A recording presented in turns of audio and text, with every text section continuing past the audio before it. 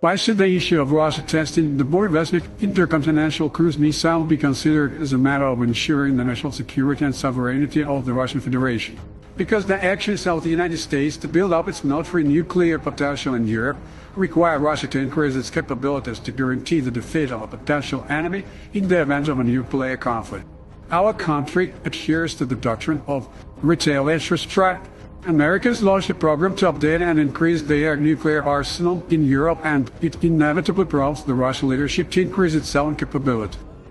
To begin with, we can explain the meaning of the Russian leadership business that the transfer of F-16 aircraft to Ukraine can be considered as a step that contributes to undermining global nuclear security. Back in 2017, the U.S. Kirtland Air Force Base, New Mexico, announced the testing of a B-61 nuclear bomb modification from an F-16 aircraft. B-61-12 warhead without a nuclear charge was dropped at the Nellis test site, Nevada, from an F-16 Muscle fighter.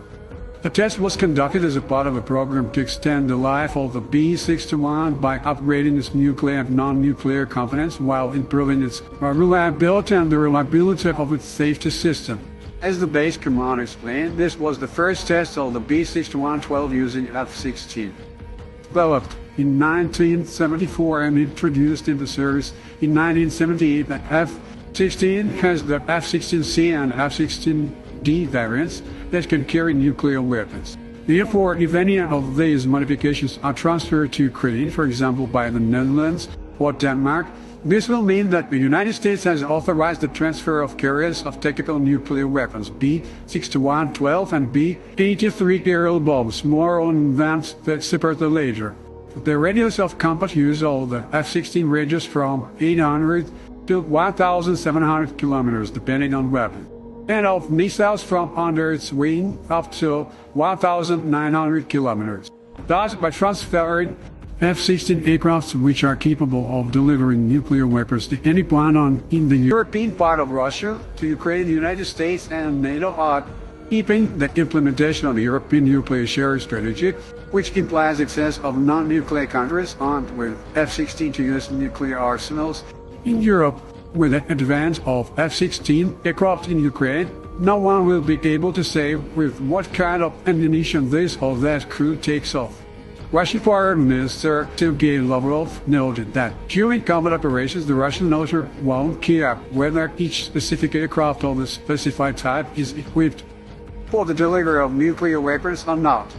Sergei Lavrov also stated that by transferring F-16 fighters to Kiev, the United States and NATO create a threat of the nuclear weapons used in Europe.